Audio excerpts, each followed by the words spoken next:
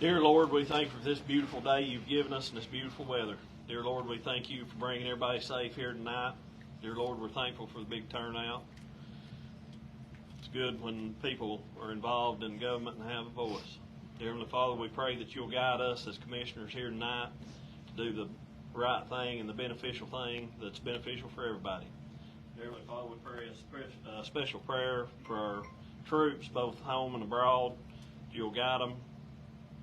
Dear Heavenly Father, bring them home safe. Thy will, not our will, be done in all things. In Christ's name we pray, amen. Amen. Allegiance to the flag of the United States of America and to the republic for which it stands, one nation under God, indivisible, with liberty and justice for all.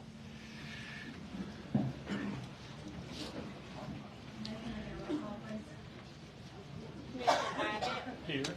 Commissioner Atkins. Commissioner Blacksett. Here. Commissioner Brandt. Here. Commissioner Campbell. Commissioner Cantrell. Here. Commissioner Franklin. Here. Commissioner Hargis. Here. Madam Chairman Mason. Here. Commissioner Morrison. Here. Commissioner Nunley. Here. Commissioner Rollins. Here. Commissioner Schaefer.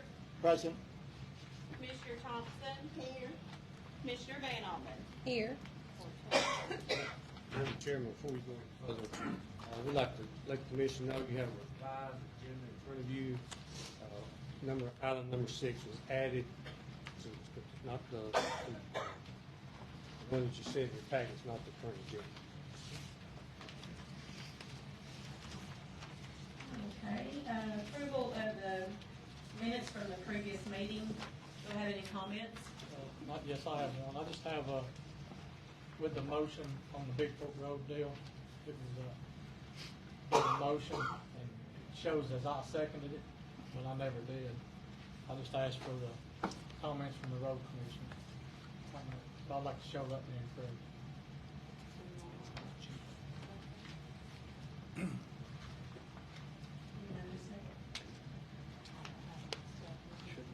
I don't believe anyone gave it a second. Which one, the Brown? Right, yes,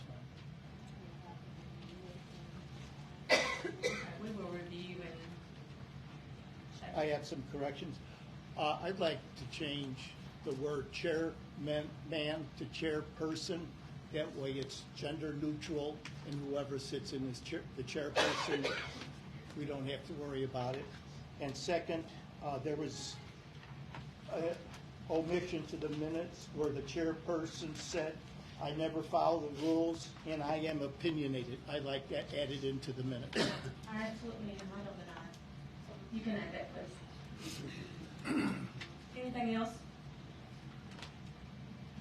Mr. Schaefer, anything else? No, that's it. Okay. Move to accept the minutes from the previous meeting. As amended? As amended. Second. I have a motion and a second. All in favor? Aye. Opposed? Here, me. You. Yes, me, whatever. I put the envelope somewhere and didn't read it, so I can't vote on it, okay? Recuse myself, I guess. Okay, number 6 is ratify emergency repairs at the Marion County Justice Center replacement. Which backflow preventer? Thank you, Madam Chairman. The backflow preventer did not pass inspection about 3 months ago. We've worked trying to find somebody to replace it. Viking Industrial finally agreed to replace it. The amount is $28,991. It's actually going to be less than that. Don't know how that total number would be less than $28,991. That was installed this past Saturday. That's a big 4-inch backflow preventer in case something, city line breaks, keeps stuff from flowing out of the jail back into the city water system, required by law. It has to be tested every year, and we couldn't find anybody else to even look at, give us a quote or anything else. So I took this to the Finance Committee, and I'll defer to the Chairman of the Finance Committee. Yeah, the Finance Committee did meet last week, and it is our recommendation to move forward with allowing the work to be performed by Viking Industrial for the price that indicated in front of us. It will be lower than that. Okay. That's all on the motion. Correct, Make a yes. motion. I have a motion, ready for a second, Mr. Cantrell?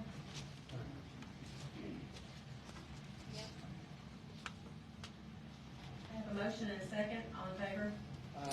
Opposed? Madam Chairperson, I've got a quick question.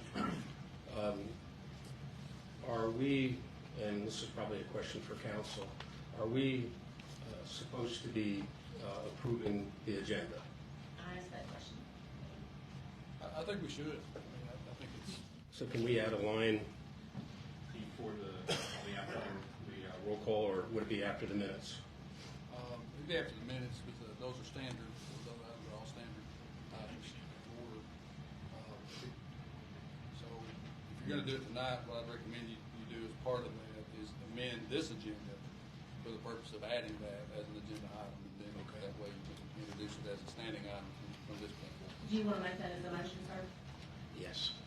Okay, I have a motion, Second. a second, all in favor? Aye. Opposed? Nay. I got a question, I haven't seen it fast enough. Again, when we changed our agenda, did we remove the one for approving the county conservation commission? No, sir. Is it on here? Yes, sir.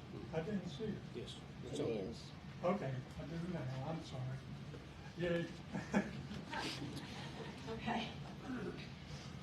So do we need to go back and approve before we move forward with the emergency?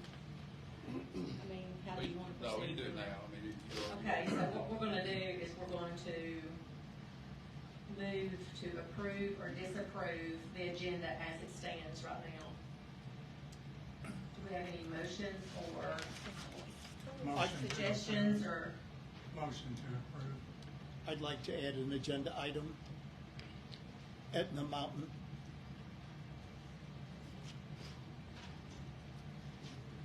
Thank you. let me add something, if I may, Madam Chair. Mr. Schaefer's motion is well taken, so long as there's a second and a majority of the commissioners agree to amend it. You're still allowed to do that, even under the new law that requires the agenda to be published 48 hours prior to the meeting. So this requires a majority vote of the commission to do that. There's also, as far as doing a roll call vote on the minutes, I believe we're supposed to do that as well. It's a recommendation, yes. Recommendation, okay. So is that something that we want to do moving forward, or are we gonna wait until you do your committee? Well, I think mean, that's- it's a recommendation at this point, it's not. Well, let me add, you've already approved your minutes technically, and Commissioner Franklin recused himself because he said he hadn't had an opportunity to read them, but I think nobody voted no, so, I mean, we kind of, want this at this point, I guess, to do a roll call vote, but I think from this point forward, it's a good idea to do a voice vote. We can do that. There's a motion on the floor. I realize that, give me a minute. Okay, so we have Commissioner Schaefer who wants to add Etna Mountain. Do you want to give us a subject matter, or we just want to guess on it, or what? I'll give it to you. Life safety, Life safety? yes, on Etna Okay. Mountain. Do we have any comments on adding that? It's a Do we resolution. have a second? Yeah, second. Second. I have a motion and a second. I'd like to get a roll call on that. Commissioner Abbott, Yes.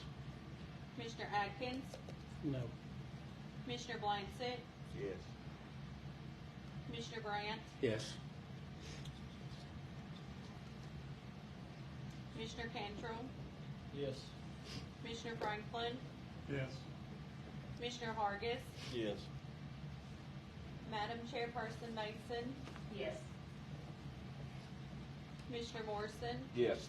Commissioner Nunley, Yes. Commissioner Rollins, Yes. Commissioner Schaefer, Yes. Commissioner Thompson, Yes. Commissioner Van Allen. Yes. Okay, we're gonna add that to the agenda Thank you. Do we have anything else? Is there anything that you want to remove, or I are would you like satisfied with the to, agenda as it is? I don't know if I need to add it to the agenda. I'd like to talk about the TIF program that we had at one time. Do I need to do that in general business or? Mr. Franklin, I'll leave it up to you to decide whether you want to do it under general business or as a separate agenda item, but I don't anticipate you're going to be asking the commission necessarily to take action To tonight. do I think it's anything, just for to- information purposes, correct? Yes. So I think you can do that under general business. Okay, thank you.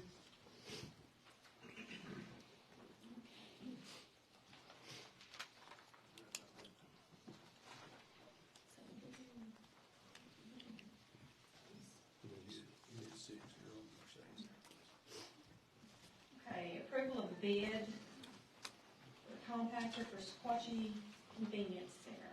Thank you, Madam Chairman. You have a bid package in front of you. We received two bids, one from Fleet Genesis, amount of $21,290.56, and one from Municipal Equipment for $32,900.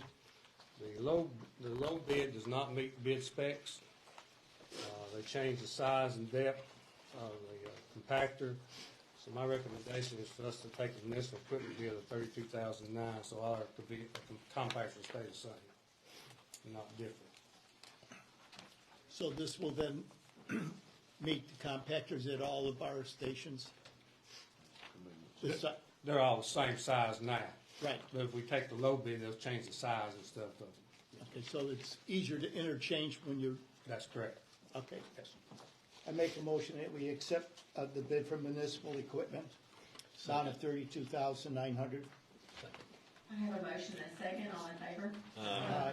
Opposed? Approval of bid mowing contracts. Thank you, Madam Chairman. Also, you have a bid packet in front of you. We had 3 people show up for the mandatory meeting for for this bid. Thrive Outdoor, Cutting Edge Lawn, and William H. Walker. The bids, you have the bid specs in front of you. We broke this down into 4 separate bids. One being the Cheney State site, Marion County Airport, then the Marion County Courthouse, Health Department, Lawson Building, juvenile, the property on Chase Simpson Road, the Marion County Cemetery, it's located on Fletcher Spring Road. And then the 4th bid was to spray weed killer at our convenience centers. The reason that's in a separate bid is paid out of a separate fund. So you pay for out of different funds. We had only one bid come back on bid 1 for Chat State, and that was Cutting Edge Lawn for $7,275. Bid 2 for the airport, it's also Cutting Edge Lawn of $79.25. The other properties at the courthouse here, the other places I mentioned, we had 2 bids. Walker was at $4,300, Cutting Edge at $35.25, and then the spraying and weed killer, Walker was at $800 a month, and Cutting Edge was $12.25. So I recommend that Cutting Edge gets bid 1, 2, and 3, and Walker get bid 4. Second that motion. You need to make a motion. That's just a recommendation. Okay. I'll make that motion. I have a motion and a second, all in favor? Aye. Opposed? I abstain, Madam Chairman. Mr. Walker is a relative of mine.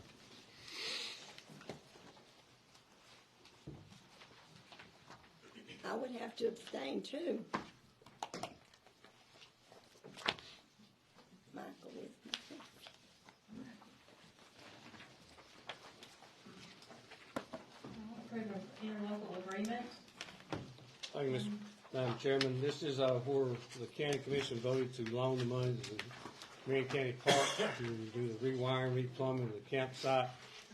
It's broke down when the payments are due. The low bid was Lawson Electric at $461,225. They plan on beginning work this coming Monday. So this is how we need to handle doing this along between the county and the conservation committee. And I'll let Attorney Gabber add anything else he wants to there. Excuse me. The intergovernmental agreement is in the packet for the commissioners. Pretty straightforward and similar to other loan agreements the county has done with other governmental entities. Technically, the Febuary County Conservation Commission is a separate governmental entity by law, even though it operates under pretty much the county general government. So that's why you're having to do it in this fashion. If I may, I'd like to point out, there were 8 bids on this, which is unusual. We usually get 1 or 2 bids on everything. I think the highest was at 900 and some thousand. So we were looking at 750,000. Yes, sir, that's correct. I came in at 450, so we actually got something cheaper in the last few years. And Hold on to that thought, Commissioner Franklin, for a little bit later. okay. Anything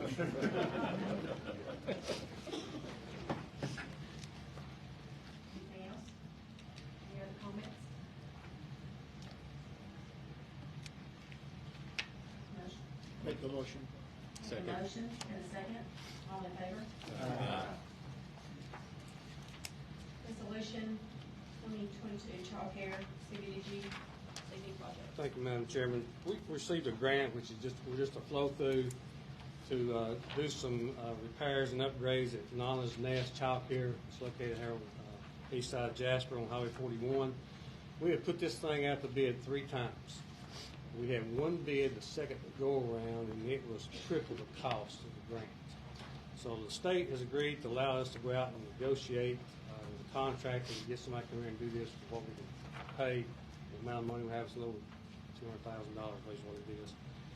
So this authorizes me to go out and to negotiate and procure somebody, a contractor, something to get this work done.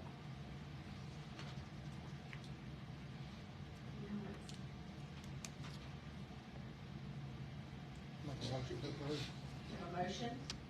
Second. Second. All in favor? Aye. Opposed? Finance Committee report, opioid abatement fund distribution. The Finance Committee met last week to discuss the distribution of funds in the amount of $83,000, is that correct? Total is 214. How much? 214. I'm sorry, the 214 to the various organizations. I think at hand was our decision to put the opioid abatement committee, call them back to order with regard to the one award. I think that was the 83,000, correct? Yes, that's right. Before moving forward with the distribution of those funds, and that would come in the form of a motion to the full committee. Second. Yes, sir.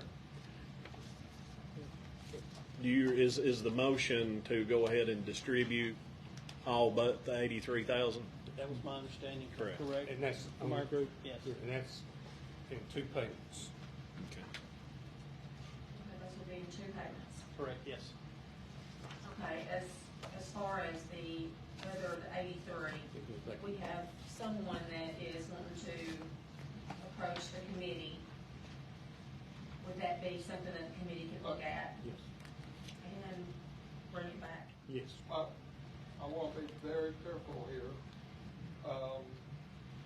It's in the judiciary. This is the legislative. I want to make darn sure that we keep our branches of government separate here. What are you talking about? Well, I'm not going to do it myself. I just want to be sure that Okay, I we're have. talking about abatement money. We're not talking Okay. about legislative or judicial. Okay. Okay. Okay? Okay. Okay, they're somebody that's wanting, or a group, Correct. and they've been directed to go back to Ms. Matthews and the committee. Yeah, I think that would go back to the, not necessarily the finance, but to the opioid committee for Need a discussion. motion. Well, the motion was put that 83,000. That's all. The one motion is to distribute the money. That 83 goes back to the pot and distribute the money twice. And year. All right. And then Ms. Matthews is here. I think I'll make March 5th. I have one more question. Is the, this year's payment already came in? It was due in February, I believe. So this year's money should be here within the next few weeks, from my understanding. And some of these, numbers has changed too. Some by a little bit, some by a lot, you know, in the next year, what they've estimated. They're dropping, some of them higher, some of them lower. I'll get a report on that one. So I have a motion and a second. All in favor? Opposed?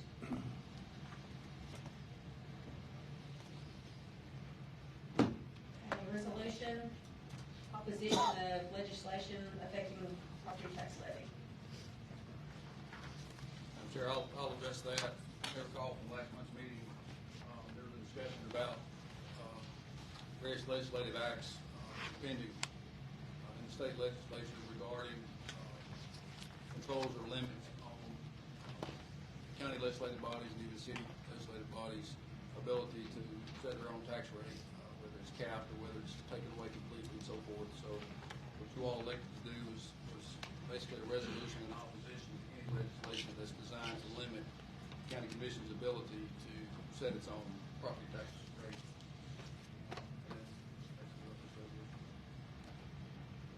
I don't have any other comments. In the future, if we're gonna make a resolution like this, it'd be awful nice to read the bill, so we're up to date on it, because I tried to find it, and I wanted to learn more about it before I support such a resolution, because to cap property taxes, I realize for the county, that may not be something of interest, but I'm sure for citizens it would be.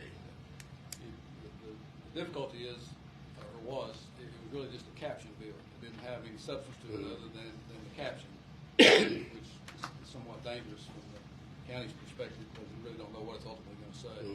So I think I'm guessing that's the intent of the commission, was to, Thank you. nothing like that got passed without their knowledge. The County Mayor's Association, the Tennessee County Commission Association, and David Connor, the chairman of the TCSA, they're all opposed to this caption bill.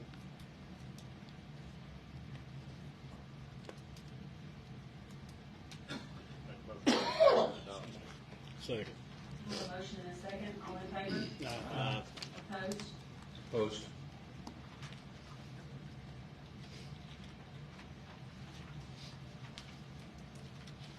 Approval to declare Marion County Airport runway as surplus property. Yes, with our new LED lights we have out there, the old lights taken up, we have them stored. I'd like to ask the commission to declare them surplus property and donate them to the Perry County Airport. There's some decent lights. There's about 40 lights, some 40, 50 lights like that. So we have no need for them. That'd be a good thing to have more neighboring counties, or not neighboring counties, but more counties in the state of Tennessee out. I'll make the motion. I have a motion. Second. All in favor? Opposed? Approval to transfer of Marion County Health Department employee to state employee. Yes, ma'am. We have one county employee who works for the county mayor's office at the health department, Ms. Jackie Thompson. And currently, we pay her salary, benefits, everything. The state helps out a little bit. If we were to give her a raise, they pay a little bit of that. Starting July 1st, they'll not pay any of that, not unless we transfer her to be a state employee. So it gets all the benefits, all the salary and everything out of the county's name goes into the state, and it'll be the appropriations we give the health department each year. It'll save us some money in the long run, but this is what the state's asking us to do. So moved. Have a motion. Second. Second. All in favor? Opposed? Approval of Marion County Library Board appointments. Yes, Madam Chairman, you have a letter there. they're nominating Sharon Case to become a new member of the Marion County Library Board member. Motion to accept the recommendation. Have a motion and a second. All in Question. favor? Does this person hold a degree in library science?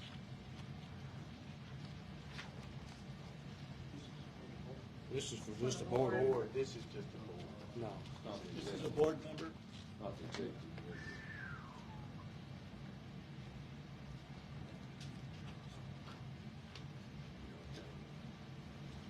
All in favor? Aye. Opposed? Appointment of Gary Reams to the Marion County Conservation Commission. Yes, Madam Chairman, Sherry Spanger, who was on the board, has had to resign because of work. I'd like to see the commission to approve my appointment of Gary Reams, who is a camper, and be beneficial to the library, or to the park board. So moved. Second. Have a motion and a second. All in favor? Aye. Opposed?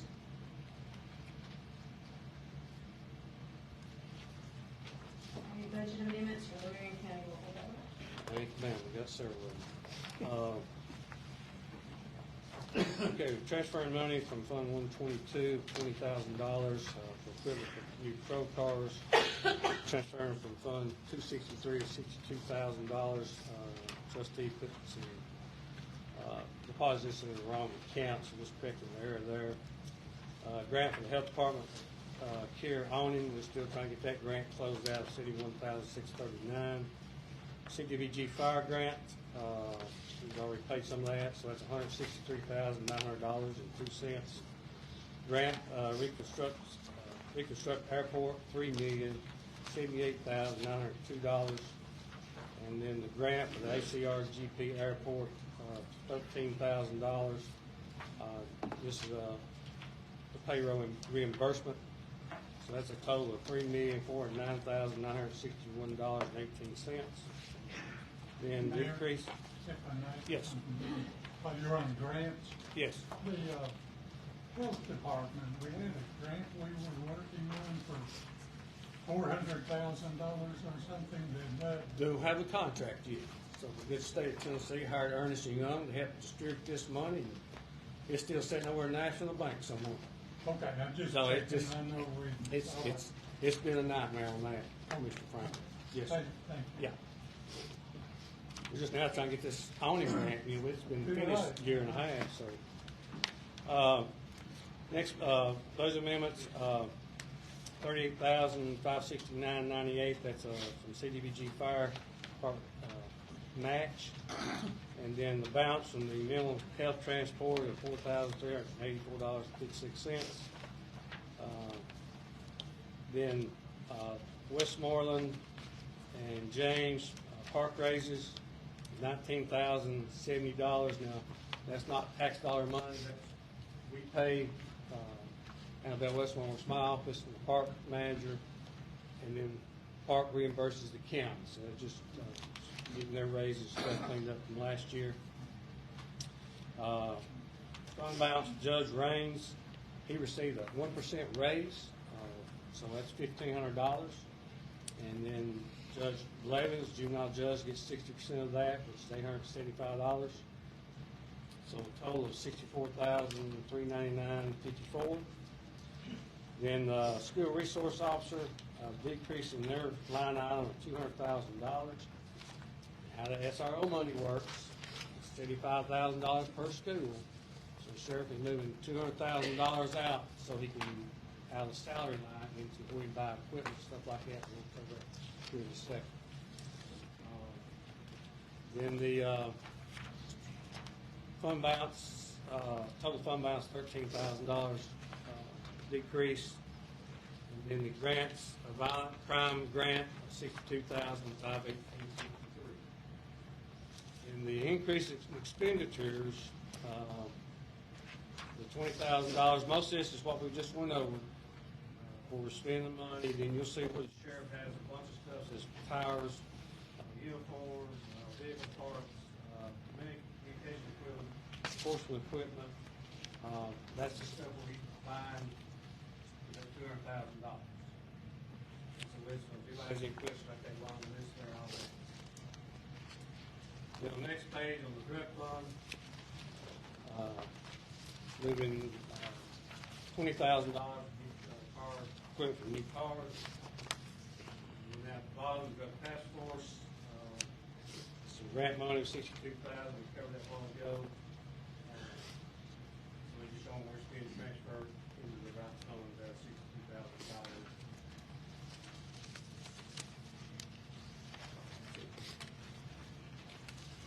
Quick question, if I may. This again, I guess, to you, Mayor. Since we brought up school resource officers, we have the 911 monies still, as far as I know, haven't been transferred to 911. If I may, can I have a minute? Okay. We borrowed our 911 borrowed $1,600,000 approximately. In doing this, the part of it was that we were going to receive some $500 and some $1,000 from the sheriff's money to the county back and forth. We paid out $527,000 on the first payment. Next payment will be $1,700,000. Wait a minute, I'm in the wrong number. $1,265,000.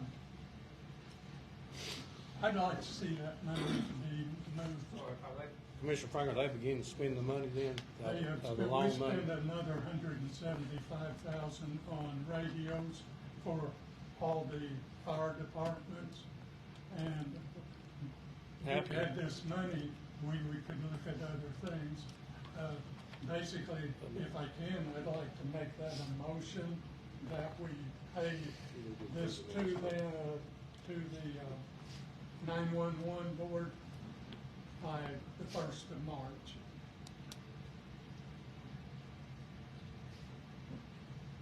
Okay, so we're gonna have to defer it till we, My recommendation, Mr. Franklin, is go ahead and approve these budget amendments first, and Okay. then entertain your motion. No, that's fine, I mean, yes. your motion's fine, I think you just finish the Oh, okay. approval of the budget amendments first. and then- Thank you. okay, so do I have a motion to approve the budget amendments? Second. I have a motion and a second, all in favor? Aye. Opposed?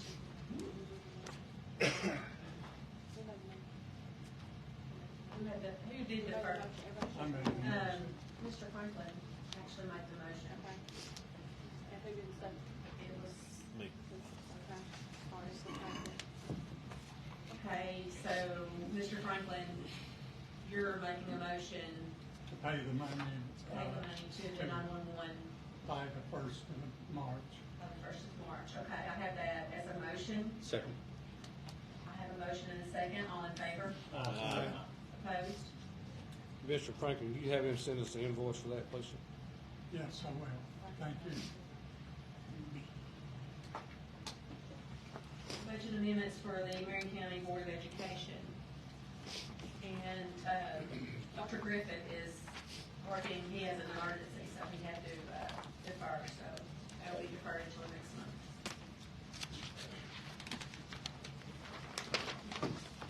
Budget amendments, Marion County Highway Department. So we don't have any. Okay, Johnny Golston, building permit dispute. I'm waiting on the paperwork back from handicap place.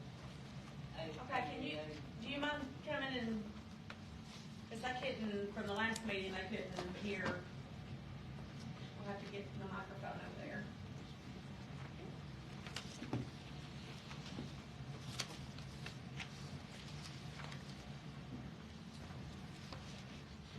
I was waiting on paperwork from ADA, and I got it back yet on some handicap, units. Okay, so do you want to defer this to next month? Yes. Okay. We'll defer this to next month.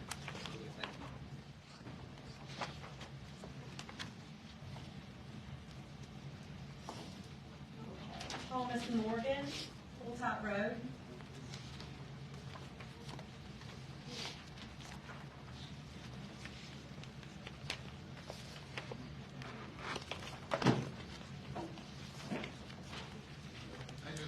I'm sure you're well aware, my name's Thomas Morgan. Hilltop Road's not what I've messaged Mr. Jackson at all, what I want to speak on. Somehow that's what wound up on the agenda. I didn't even get the respect of an email back is what I wanted to be on. So, what I emailed him about was I wanted to speak on my experience of investing and running a business in Marion County. From my experience, the leadership is a problem from from the top down. I have examples like that. Last month, you, Ms. Mason, openly had a police officer try to have me arrested and violate my First Amendment rights. Okay. So we have, it's my turn to speak.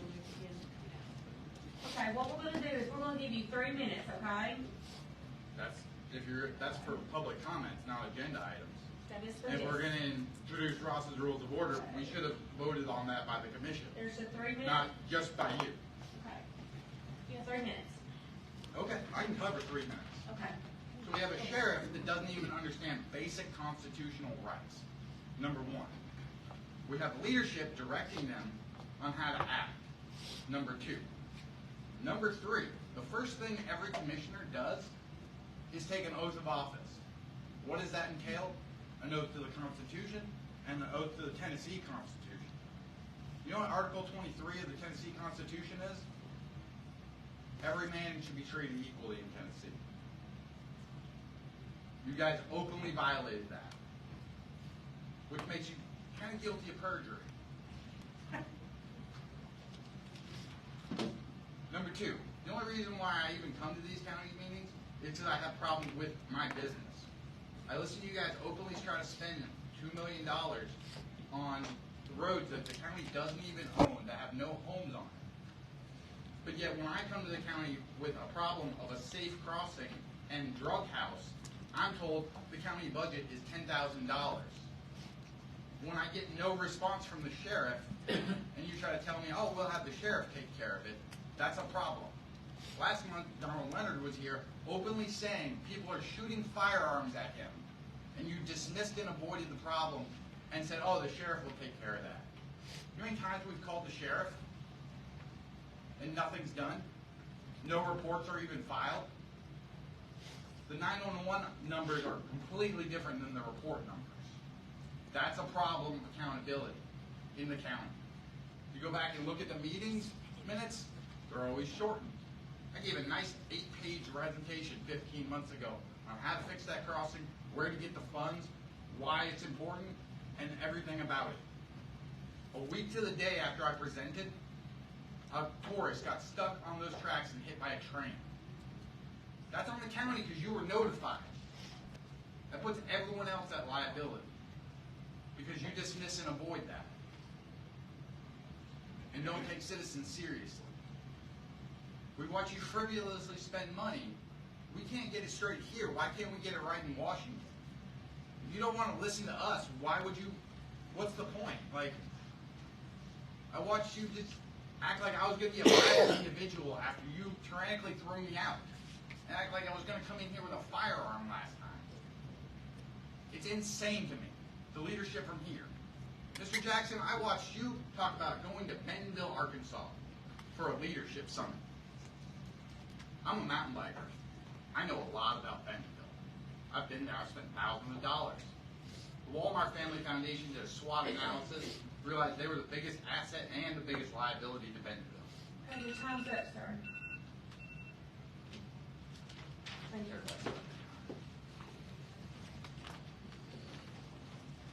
I told you my demand last month, Billy. Going to happen. Okay. Jack Champion. No, Kenny. Kenningham, St. Church Road. Sorry. Madam Chair, can I real quick? Jack Champion is sick. Yeah. Is it okay for Tom to bring up his questions that he had? Absolutely. I think he called earlier and advised that maybe. I'm just here asking about Stagecoach Road. All I'm asking is a simple question.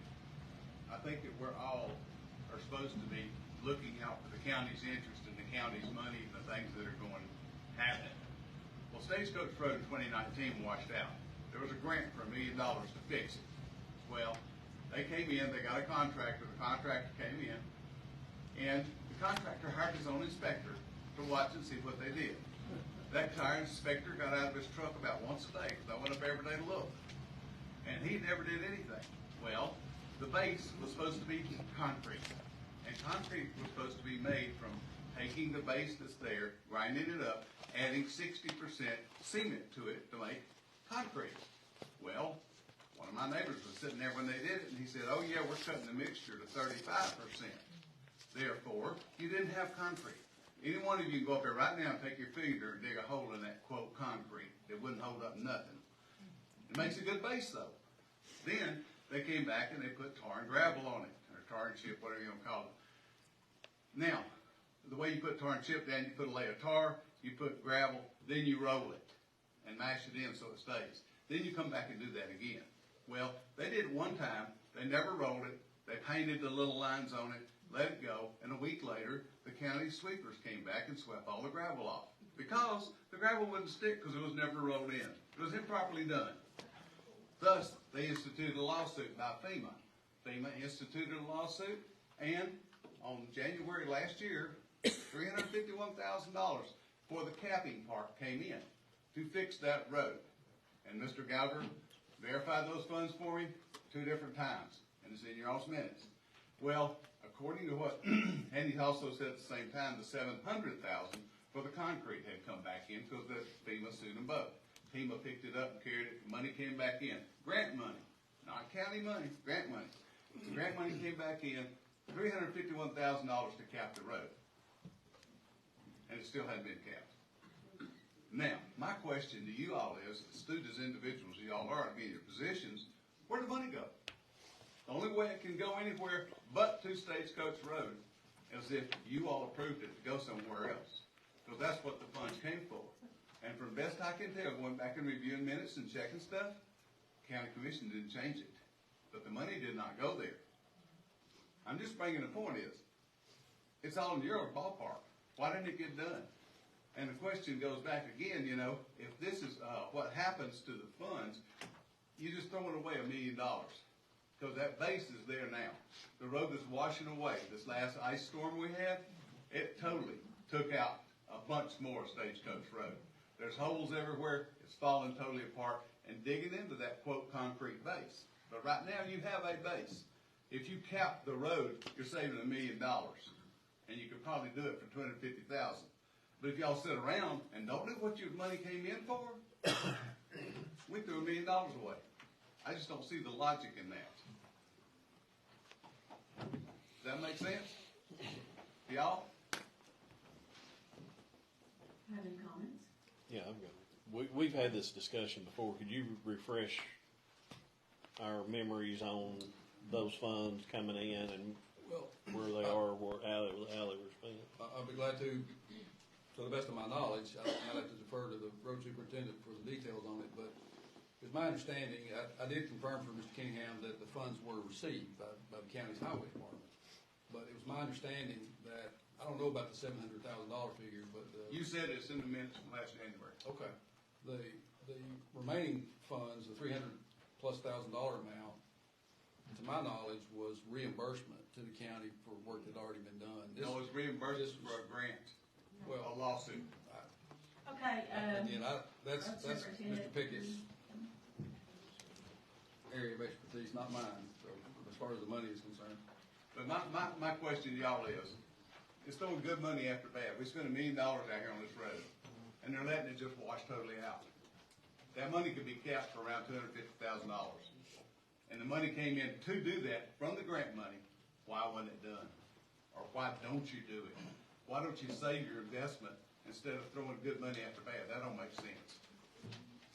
It's just pure logic. I owned a paving company for years. And I know how it works. You got a base, you can put something down. Y'all keep waiting, you won't have a base, you're gonna start all over again. Okay, do you mind if we hear from the road superintendent? Yes. Go ahead, Mr. Colbert. You, on the state aid, you had $602,468 on the contract with it to do it. Then when the road washed out, the county spent $351,000 of their money to go back into the road. That's what the FEMA money is. The FEMA money comes back, it doesn't come to the highway department, it goes to the trustee. They put it in our general funds.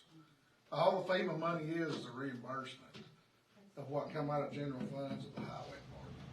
There's no money earmarked for stagecoach or anything like that that's came back. That was done prior to your administration. Prior to correct? my administration, yes, but we went over it. Lynn Williams, bookkeeper there, she did all of it, we looked at it. I've invited Mr. King down to my office 10 times probably trying to explain it to him. I'll sit down one-on-one, we got an open door policy. I can show him everything, So, and I can't turn around and ask for state aid on a road that's just been done again. So Mr. Pink, if the road washed out, Correct. so the county goes and makes repairs to it. Yes. No. Okay. The county made repairs. Okay, hang on, I'm trying to get this straight. So the county goes up, makes repairs to it, and then it's turned in for disaster relief. FEMA money. So FEMA comes back, and Gives the their money part back. of it is to reimburse the county, right? The general funds. The of general county. fund. Yes. For the work the county went and done. Yes, the So- county basically spent out of pocket. Right, but you got that money back through FEMA. Yes. Okay. It's nothing allocated for it to go back on the stagecoach. well, what's the 621 figure that you were talking about? I'm That's, looking confused on that. state aid. That was used on that road? That was used on that road, yeah, to resurface the road. Was that after the 300,000? That's before that's a contract that's on it. Okay, That's what they're gonna give to do that road. okay. So if you paved the road again, it would cost you about 600,000, 700,000, which state aid's not gonna give me on that road because it was just done. And I feel like other roads are in dire need. But some of these roads we're gonna pave this spring hadn't been paved in 25 years. Hadn't had, stuff like that. What's your opinion of Stagecoach Road, Mr. Pickett? It does have some holes in it. I'll say that we could work and all that, and we plan on working, but it passes all state specs, so that's all I got to go by. If TDOT signs off on it, on the state aid, it's good to go. Thank you. Just like the ones we did, TDOT passed them all. So, Thank you. Can I pose a question? Was there or was there not a lawsuit instituted against the people that put the car and ship down on the road? no, sir, you were misinformed on that. Well, that came from the state legislature, so I checked it, and they said it did. We know of no lawsuit against those people. Well, according to the state, it was. Filed by who? The county or the highway department? FEMA instituted the lawsuit against the contractors because they did not do the job. FEMA picked it up from FEMA. FEMA got the money reimbursed to the county. FEMA County. Correct. And according to, it was supposed to go 351,000, should have been enough to count the road with the coat of asphalt, with what the road has as a base. But it's not going to be there long. Okay, and the contention is that money was the reimbursement to the county? Is that 351? Madam Chairperson. 351 is a reimbursement of what the county If spent we're out of going- general funds on. We shouldn't have response back That's and exactly forth. right, sir. You're exactly But I will say, he's welcome, anybody's welcome to come. And we can show him and he can, Mr. Cunningham, if you would like to go and sit down with them, Okay. they can show you, they'll be glad to show you. I'm just going with what I got from state intelligence Okay, officials. it might, you know, be very informative if you would actually go to the people that, Mr. Kenningham, I'd like to see if you can find out what case that was, or when it was filed, or where it was filed. I'll find out. I've been working on it. I'd be interested, because I had a discussion with Mr. Hawk when this road was done. When they were done with that road, I had issue with that road then, because it was not what we were told we were getting. And Mr. Hawk at one time had told me that their bond or whatever was gonna cover them coming back in and fixing that road. Whatever became of that, I don't know. But that's what I was told from the previous, before Corey was there. That was what Mr. Hawk told me, the $351,000 was the recovery from going after them for not doing it right.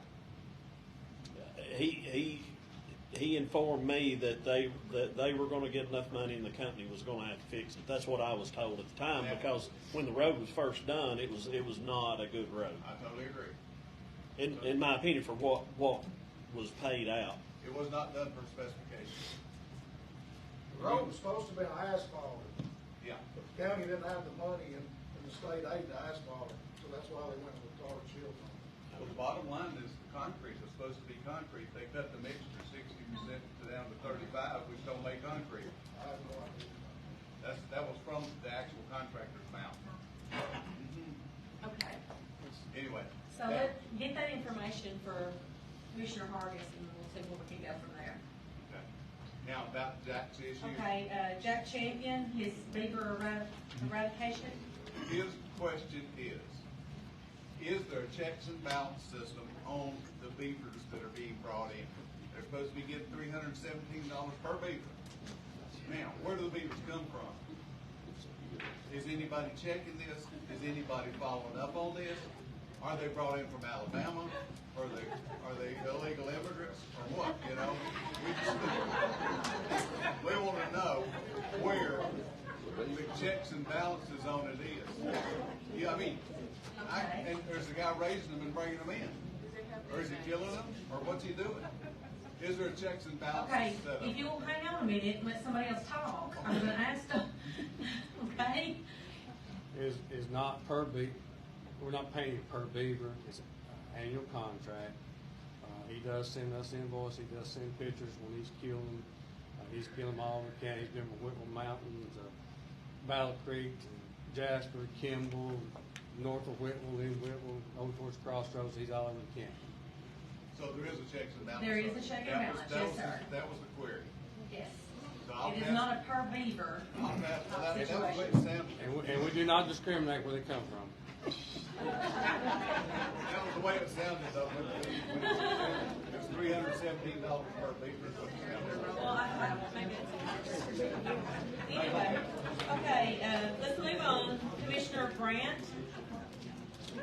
Yes, you have chairman on your name tag, but I'm supposed to call you chairperson? Is that I don't correct? really care what you call me. I answer to a lot of names. Okay. I've had a number of people that are concerned whether, I think it's more of a perception than a reality about conflict of interest within the commission and office holders.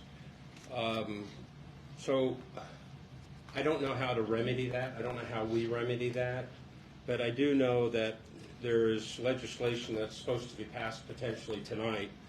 And I think the public might take interest in this. Mr. Gowker, could you explain that? Yes, sir, I'll be glad to try.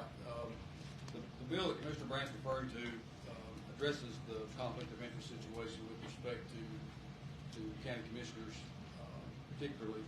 And what it does, it puts the obligation on the commissioner initially to make a disclosure about whether or not that person has a conflict of interest on an item that's to be voted on.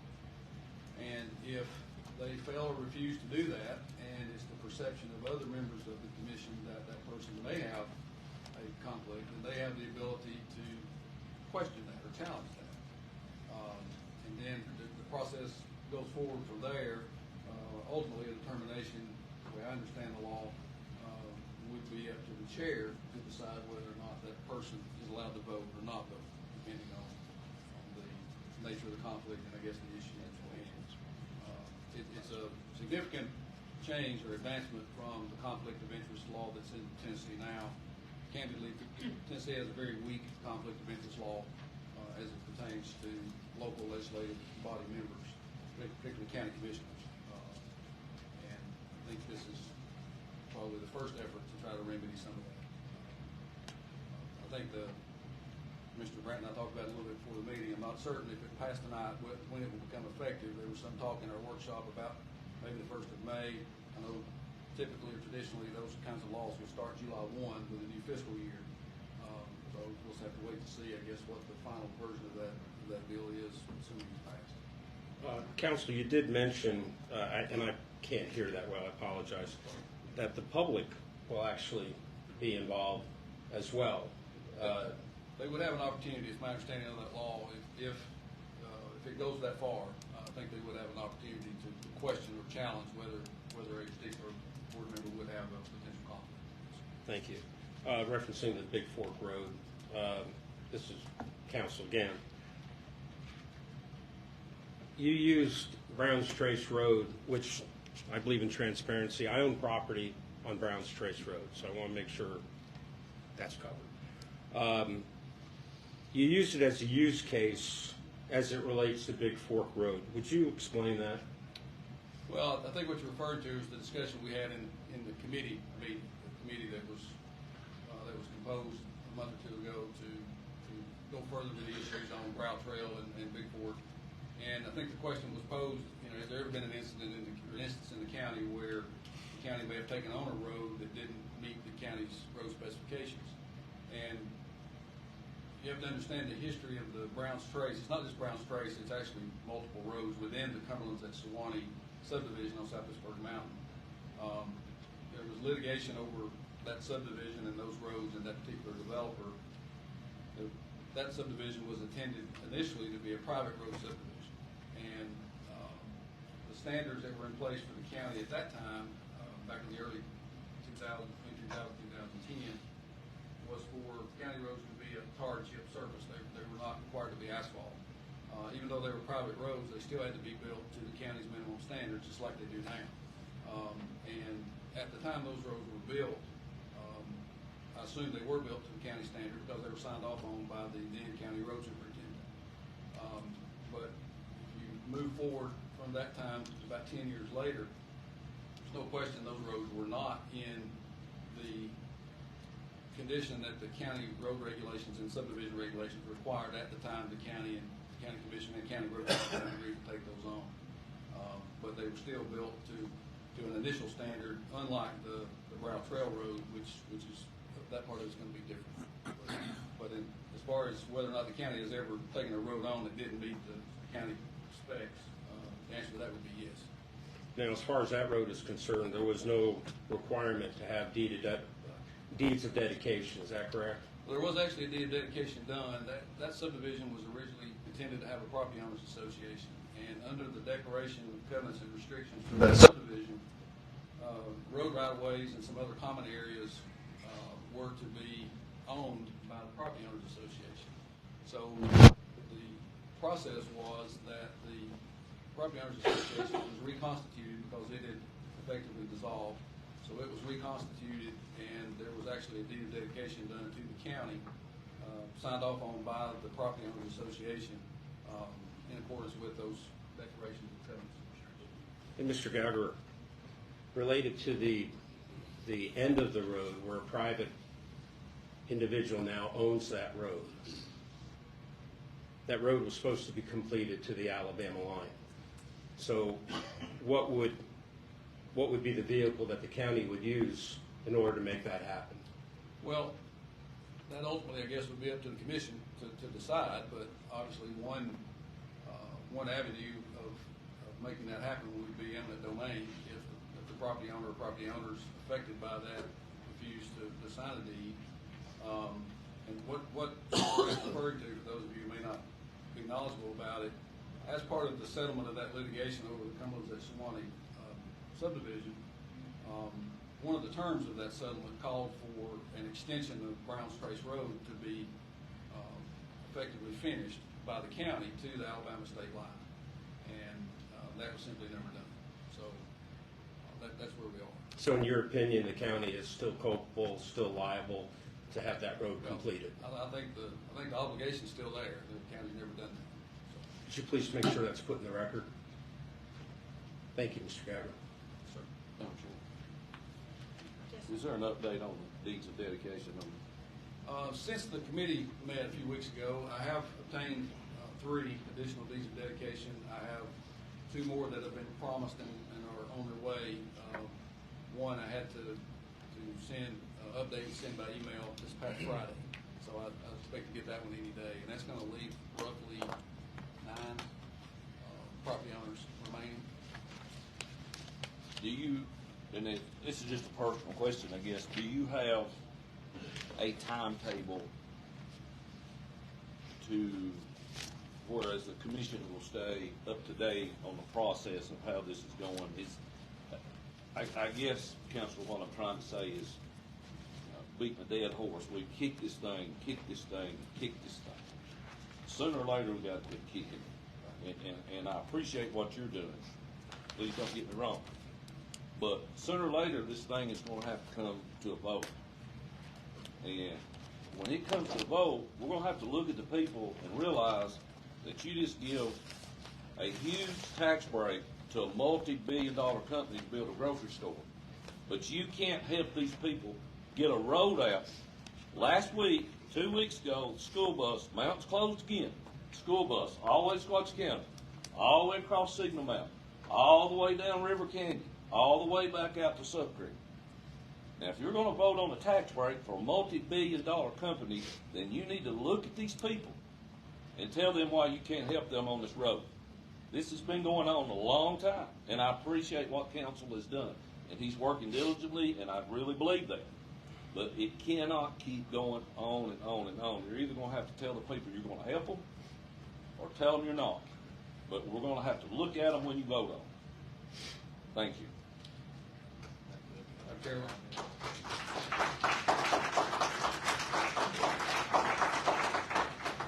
To follow up with Commissioner Morrison's comments, I think some deadline set by you all would be helpful to me. That way I can send a sort of a final letter to these remaining property owners and tell them I have to have an answer by a certain date. I don't really have the authority to do that on my own. I'd just be making something up. So that's not the way it should be. And you know, I'm confident that these remaining folks have actually gotten their correspondence. None of it has come back. And these letters now have been sent in some instances more than 4 times. So none of those have come back. The ones that have come back, actually, I've been able to work around through other avenues and actually find more up-to-date addresses, sometimes even phone numbers for folks that were able to get the information that I needed to change. But you have to understand, some of these property owners have owned these lots, especially in the Skyland portion, since 1960 or 1961. So many of those original owners have passed away, and it's been left to children or even grandchildren, as it was last week. So the public records available to us simply don't have that information in them. So we can only go with what we have. But that would be helpful to me, and you know, I don't have an answer for why some of them haven't responded at all. I have not yet had anyone contact me and say they're not going to sign or participate.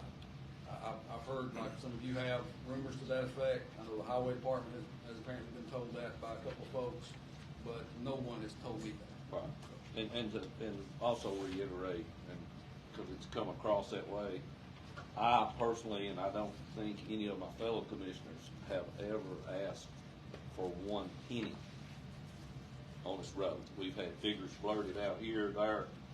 I've not come to the commission and asked for any amount of money.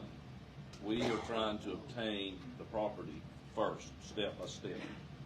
No one that I know of has asked the commission or even proposed asking the commission for any amount of money whatsoever. So I just thought I want to point that out. One thing I would like to add, I noticed Mr. Hood's here tonight. Yes, sir. He volunteered his time and energy and considerable amount of work to put together some cost estimates for construction of a road to two different standards. One would be sort of the state standard, one would be the county's minimum standard. It's detailed and lengthy. Be glad that we didn't have it when the packet went out with the agenda, so I couldn't send it to you that way, but I'll be glad to include it, make sure you all have copies of that so you can look at it at your convenience. Thank you, Councilor. Mr. Gallagher, what time frame do you need? Because I think you're looking for a resolution for a date. I would think certainly maybe a week before your next commission meeting, so we'll have a final update at that meeting. And then ultimately it's going to come down to a decision. If someone says no, they're not going to sign, and it's somebody we have to have, you all are going to have to make a decision on whether you're going to pursue condemnation through eminent domain or whether you're going to let it go. I mean, I'm not asking you to decide that tonight, and maybe it will come to that. But Can you tell me again the number of properties roughly? I know you can't. No, I'm total. Oh, 70, I think there's 78. 78. Yes, sir. And you're waiting on 9, and everything's been agreeable up to this point, and still may be. Right. Right? Yeah, I mean, I have no information to the contrary. I don't have all the information, but nobody has said no. So basically, you're already over 90%, would be fair to say? Thank you. Mr. Gallagher, Yes, sir. what time frame do you need for us to vote on for you to get this final letter out? I'd say, Mr. Schaefer, I'd say probably 3 weeks would be sufficient time. I can get the letter sent out this week, and that would give them at least 2 weeks to decide yes or no, whether they're going to participate. And You need a motion to that effect? that'd be my request, yes, sir. I'll make a motion 3 weeks. Second. I have a motion and a second. All in favor? Aye. Opposed? Thank you. Okay, Mr. Schaefer, Etna Mountain. Yes. I have received calls from residents of Marion County regarding issues of closed mines on Etna Mountain. In talking with residents and researching this issue, I first was told only surface mining was done on Etna Mountain, and others said early on deep mining was also done. In the agenda meeting, Attorney Gallagher said there were mine shafts on Etna Mountain, and as a child he played in them before they were closed. Most of the mines were closed prior to the federal and state government passing legislation on mine safety in the early 1950s. I've been told this mountain has a lot of sandstone, where when septic systems are installed, both the pounding to remove rock for the septic system and the overflow of these systems could make this mountain unstable. Why weren't these issues brought up before the planning committee is a question I have. I feel the developer should disclose to future buyers about the mining shafts on this mountain and potential problems. At this time, I would like to have Mr. Kennedy speak as a longtime resident of Marion County and has a history of the mines on Etna Mountain. On Facebook, it was also reported on 3 occasions the forestry department had tractors sink on the mountain and had to be pulled out. So I yield to Mr. Kennedy. Mr. Kennedy?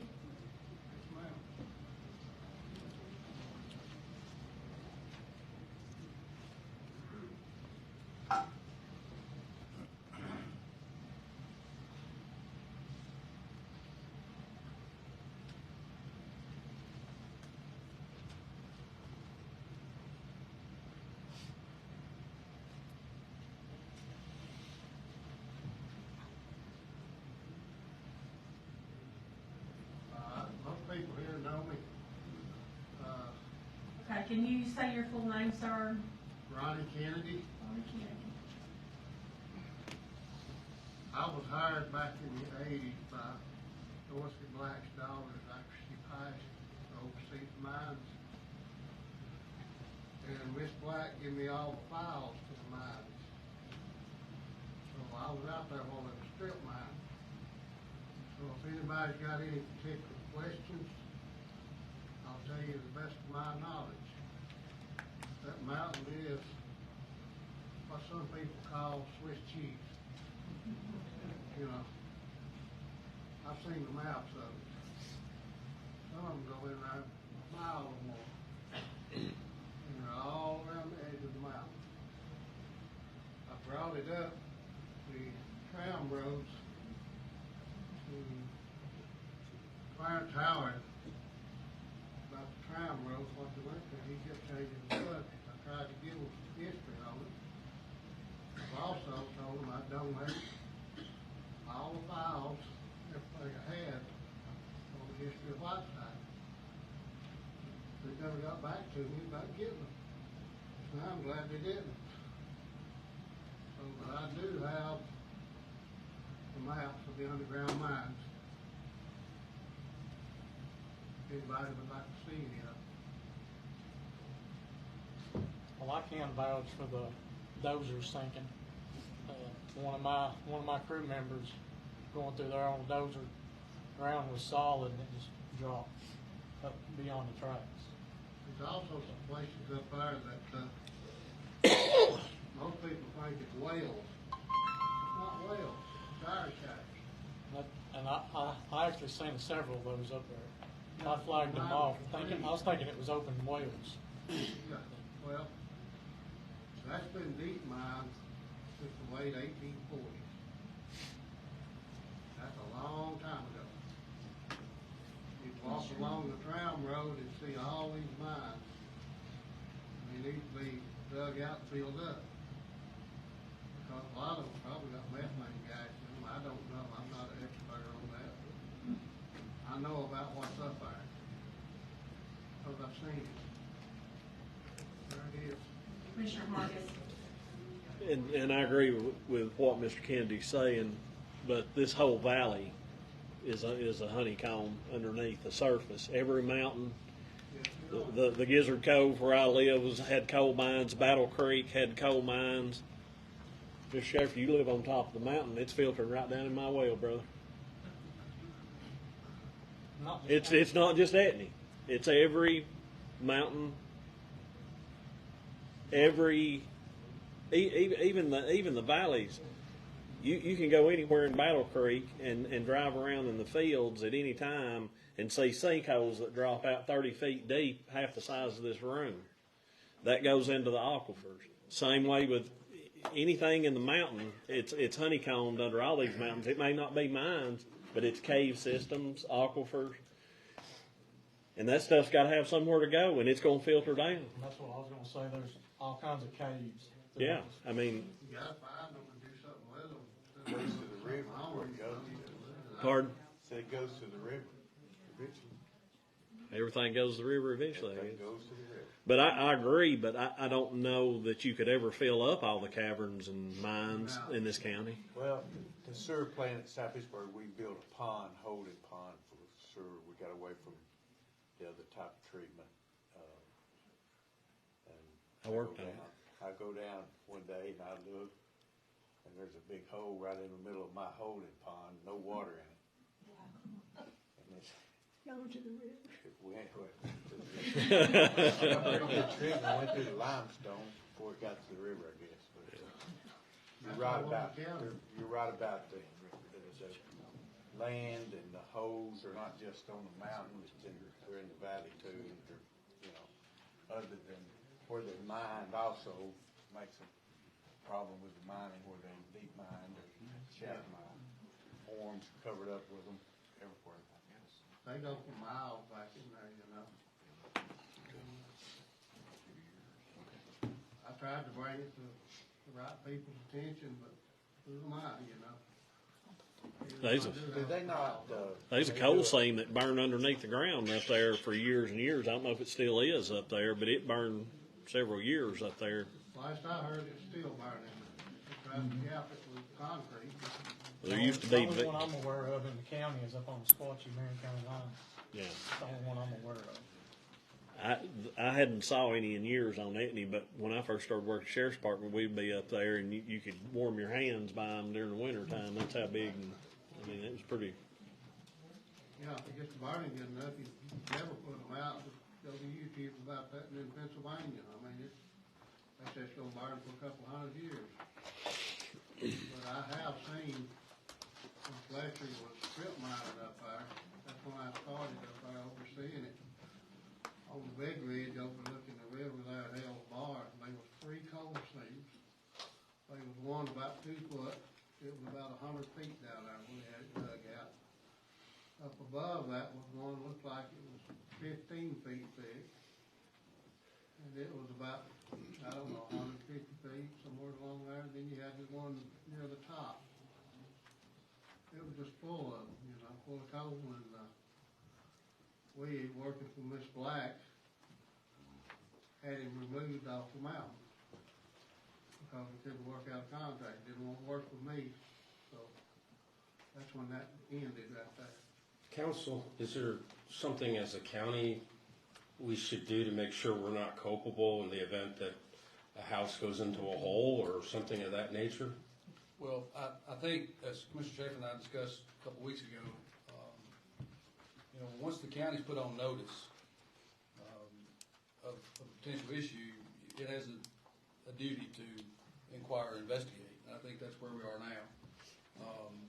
You know, I have no idea what all type of due diligence the developer would have done before purchasing or after purchasing the property, but typically there would be some core sampling, you know, geotechnical work done. I'm not sure what all would have been done because they're building roads or doing other things up there as they normally would do for development. So I think the initial inquiry ought to be to ask for them to share whatever information they have about that. I think it needs to be shared with the county commission. It certainly needs to be shared with the planning commission because those are factors that need to be taken into consideration, particularly by the planning commission going forward on approving plats and so forth. And even if not, plats maybe on bonds, you know, for roads. I know they're private roads, but still they have to be bonded and built to that same county standard as county roads do. So that would be my recommendation would be to inquire of what is available that can be shared with the county and with the public for that matter. Whatever shared with the county obviously is available to the public as well. So I think at a minimum that's what you should do. I would assume this. Up to New road? yeah, the one they're building. Is that a private road? It has to be. It hasn't been on any plat that I've seen. My only concern is people that spending all this money, you know, are they gonna lose their investment? Or we didn't let them know what's there? So this is all public knowledge. It's like these survey maps on mines, filed with the lease. It's at the courthouse. It's not at this courthouse, in Hamilton County, a lot of them are. That's where Herbert Black done his business out the James building. All his transactions, his mines, done at the Hamilton County courthouse. Would you agree that, I mean, I'm not from originally here, been here 21 years, but I was unaware that that was the case for Etna Mountain. Is that what you would say is a notorious fact that everyone knows that that mountain was mined? Well, I don't know if I go so far as to say everyone knows. I think the people that live there, lived there for a while. I've known Mr. Kennedy all my life, so I know he's pretty much been there for the duration. You know, for what Mr. Hardis was alluding to earlier, I think it's fairly common knowledge that most of us who lived in Marion County all of our lives that mining was, you know, it was a way of life for many people in this county for probably 100 years. And just in my lifetime, it sort of, I won't say completely ended, but it certainly changed in the mid-90s when Tennessee Consolidated Coal, you know, scaled down and shut down its operations. But yeah, historically, all the mountains in our county, to my knowledge, have had some mining activity, whether it's strip mining, as Mr. Schaefer alluded to, or deep mining. Whether that affects the top of the mountains, Mr. Hardy said, I'm not a geologist, don't pretend to be, so I don't know if that impacts that or not. But I think that's the question that has to be asked, and it has to be answered to the satisfaction of the county officials. Is a resolution required for us to have you go forward with whatever action you're going to take? I don't think it would have to be a resolution. I think it could just be, you know, action of the commission to authorize an inquiry and ask them to share whatever information, studies, documentation, geological surveys they've had done, you know, whatever they've had done. Like I said all along, it's his property, he can do what he wants to do with it, I don't care. I was involved in destroying the top of that mountain, stripping the coal out. You know, I can't say that about it, but let these people know what may happen several years down the road, that's all I care about. From day one of this, I told everybody. You know, I'm worried about these people that's moving in here and not knowing what's there. So, that's up to y'all, you know about it, and I can show it to you if you wanna see it, if I want to see it. So I'm fixing to send these off, get them out of my hands. Mr. Schaefer? Billy, what do you need from us to move forward? I think just a motion to move forward and I guess response to the information that Mr. Kennedy has brought forward and that other folks, I guess, have sort of shared, whether it's on Facebook or other social media or word of mouth. I'm not sure where it's all come from, but I think there's enough chatter out there for the county to be on notice, you know, that it needs to inquire about it. I make a motion that we instruct Billy to inquire as to the legal ramifications of Etna Mountain as it is safety and welfare of those future buyers buying it. I have a motion. Second. And a second. Well, I got one thing. Are you just gonna limit it to Etna? Well, this is What about people that live in Battle Creek and Gizzard Cove and Whitwell Mountain, the mines up there? I mean, if you want to open it up to that, this is. I don't want to open it up to that. That's what I'm saying. This is what was brought to my attention, and this is what I'm trying to rectify. Once we do one, we can do more. We need to set a standard for the planning commission. And also, I think we got to be fair with the developer. May have already, or may be aware of this, and where the houses sites are planned for are not above.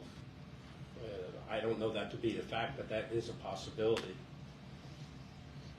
Guys, if every house that's built on top of the mine shaft there wouldn't be any houses left in half of Marion County. Now, Okay. I sent an invitation out to you guys for March the 14th.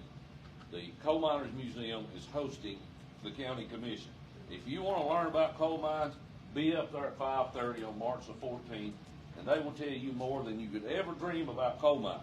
And I urge you to slow down. It's just my recommendation. Talk to some people. I think this would be a wonderful visit. I think it would enlighten some of you who have not lived their whole lives here. But you're going to be amazed when you walk in there and see the maps on these mines. So this whole county, especially the north end of the county, on the west side of the valley, is completely, everything out there is sitting over a coal mine. All that's left in there holding them up is stumps, what they call stumps. And you'll learn about that. J.T. Sheridan will tell you everything you need to know about that. And I urge you to just take them up on their invitation on the 14th of March. And I think it ties right in with this. I think it will clear up a lot for everyone when you see that, because I don't think you can visualize what the grid actually looks like. So, Carson County, I've worked with him a whole lot. He did Okay, now, I've got a motion. you got a motion and a second. I have a motion and a second on the floor, and we need to take care of that first. After second, we can't have it, I've just got one question. Council, us knowing about this, if we don't do anything, are we liable? Well, it's not as simple as saying you're liable. I mean, if you have reason to know or suspect that there's a potential problem and you ignore that, do nothing, and then there turns out to be a problem, then certainly there's potential for liability there. If you do your due diligence as a legislative body and you inquire about it, they provide whatever information they have about this, then you're entitled to accept that or not accept it. That's up to you all. But we're not at that point yet. But I think yes. I mean, assuming worst case scenario, there was some kind of an incident that was traced back to there being some mine that resulted in a collapse and somebody lost a home or something to that effect, then sure. I grew up around my house sits right over where 21 was. It's about the possibility. I just don't want us to do something that or not do something that we should do if it would protect the county. You might ought to move. I can keep my chickens out there. It's simple to find out things where mine We got a are. motion. Okay, we have a motion and a second, I'd like to get a roll call, please.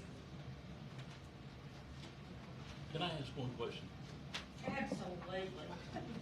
So if I have a family that was a coal miner that possibly worked there or some areas in our county, is that a conflict of interest that I vote on this?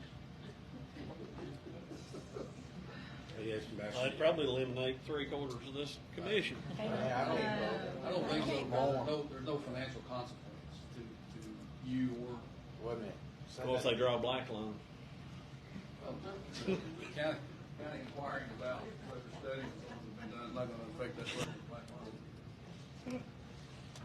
Like people in here that born and raised in Marion County, their grandfather. We can't hear you, Ronnie. Their grandfather. Okay, let's get this roll call vote. Let's get this over with. We've been told. Huh? Explain to us that we are voted to table. No, the motion's on the floor. We have a motion and a second to inquire from the developer, where these, what testing, core sampling, that type of thing that has been done. Okay. That's the motion, am I correct, Mr. Schaefer? That's correct. Due to the liability to the county. Due to liability reasons. We're talking about notifying people. This will be in the notice, and will our meeting not be published in the paper? We're not notifying. I'm just going to inquire of the development public representative. No, we don't. We just know that. Yeah, okay. Go ahead, roll call. Commissioner Abbott? If, one more question. If, I mean, I think this is important. I mean, we had a workshop the other day about allowing people to speak fairly, to get both sides, and this is already being played out in the court of public opinion, all over Facebook. So, you know, when you use the analogy that I've been contacted by folks, and you're pursuing their concerns, a lot of this is already out there on social media, so we're going to take this seriously, because there's another party that's not here tonight that should have a say in what is being discussed. They should have a fair say in I guess, defending themselves. now you made me forget what. Sorry. So, we're gonna ask them if he's done some type of study on Etna Mountain to determine where the mine shafts were. If he don't wanna do that, could we get a hold harmless agreement from the developer saying that the county is not responsible if anything happens? Well, I mean, the And simple that answer to that is yes. I mean, you could get one if they're willing to sign it. Well, I mean, that, you know, if he wants to continue to develop, and we're saying, you know, there might be a problem, we just don't want to be in the middle of your problem. But our planning commission has approved the development, right? Yeah, so far, the plats that have been submitted to the planning commission have been approved. Some have had to be revised and so forth, but I'm not aware of there being any issues made known to the planning commission before now about the, I guess, integrity of the mountain, composition of it, anything like that. So we, as a county body, have no liability to the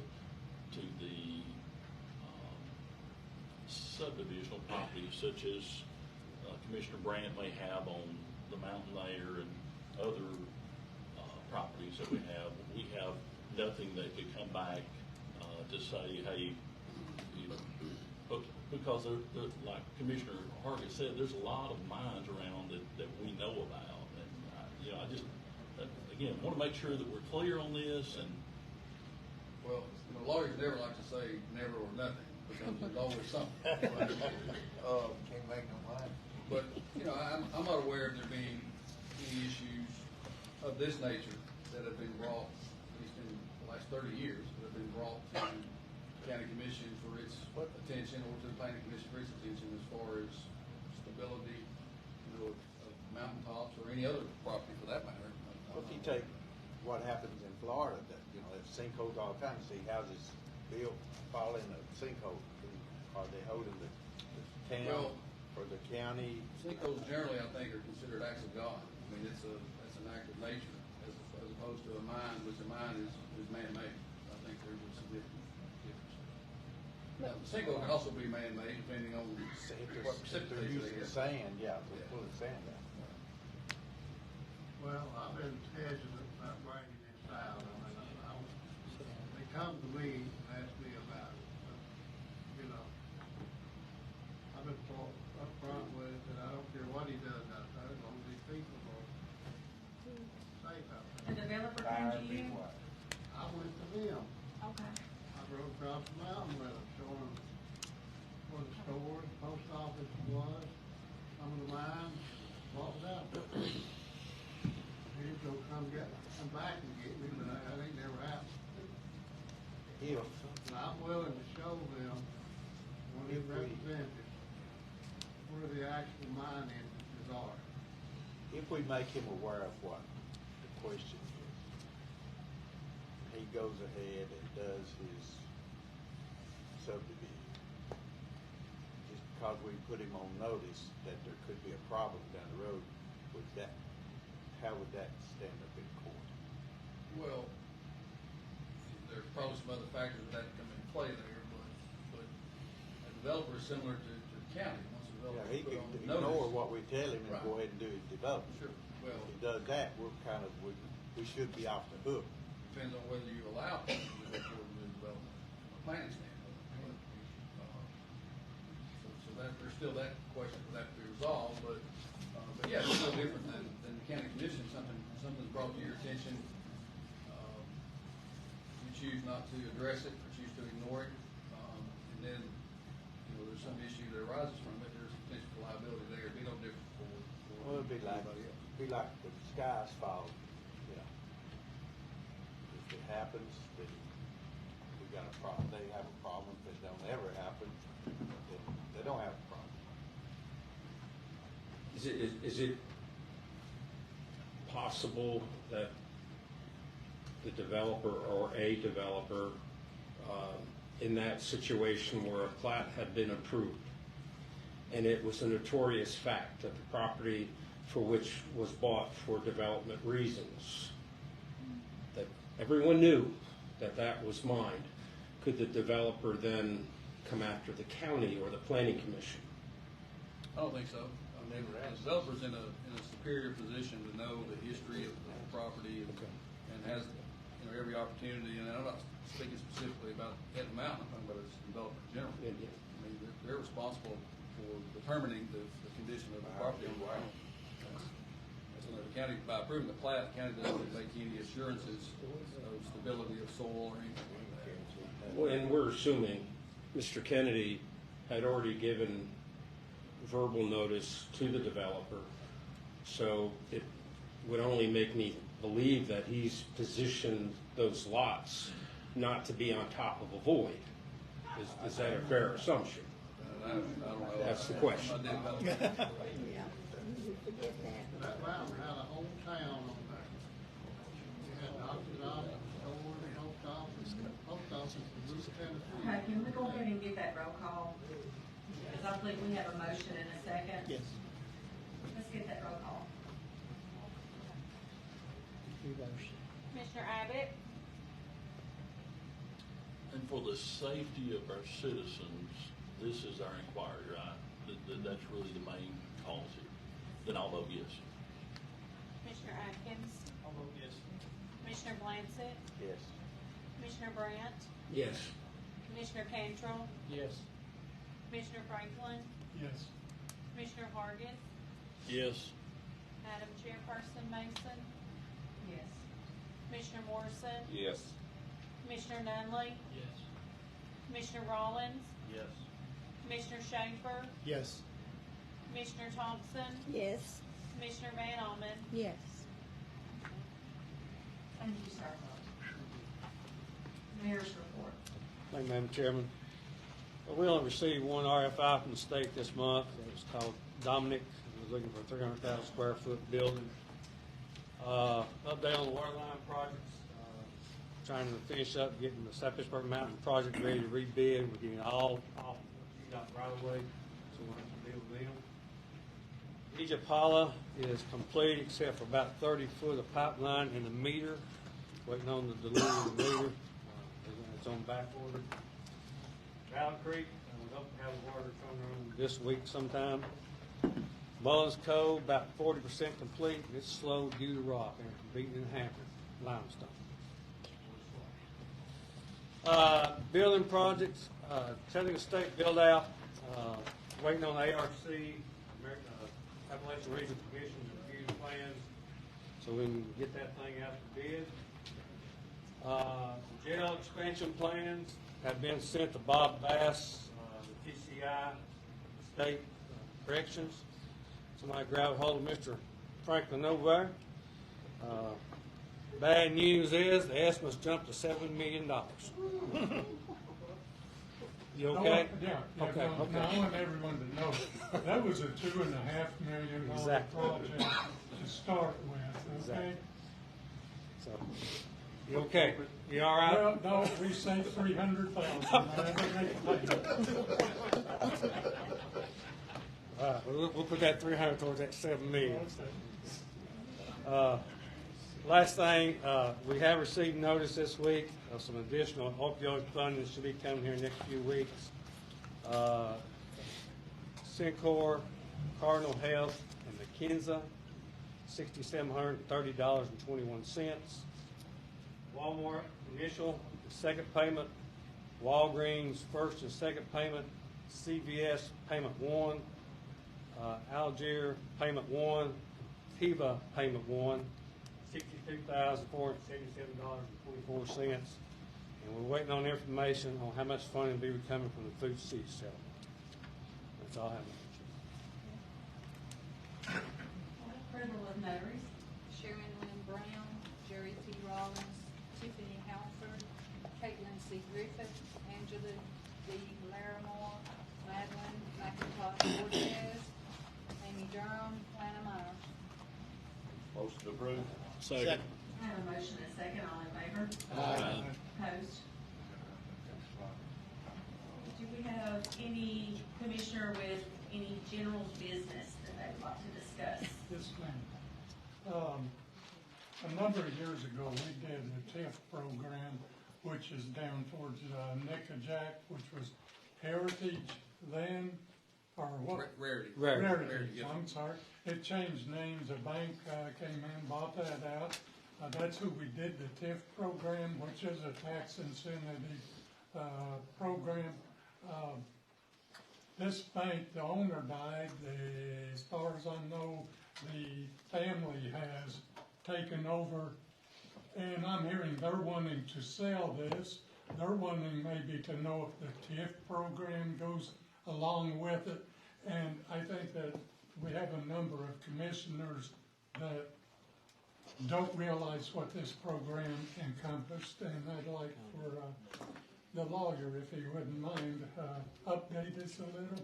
I'll be glad to, Commissioner Franklin, for commissioners who weren't involved in the TIF approval process for Rarity or Nickajack Shores or Crown Harbor, I guess, depending on which name you want to use. But it was a tax increment financing agreement that was made between the county commission, the county's industrial development board, the developer, and the comptroller's office. It's sort of a multi-step process. Ultimately, has to be approved by the comptroller. And it would have allowed the developer to recover approximately 70% of the public infrastructure improvement costs that would have gone into that development. They've never done any of that. So, the mayor and I talked about it just before the meeting. He asked me about it, if it was still in effect. The agreement's still there, but their time period in which to complete all this is long past. The answer about whether a purchaser would get that same benefit is simply no. It could be done, but it would have to go back through the reapproval process. It doesn't automatically transfer to a new buyer. It has to be approved again by the commission, has to be approved again by the Industrial Development Board, and has to be approved again by the contractor. So that's where that is. So basically, there is no program as far as it goes. That's correct. Yes, sir.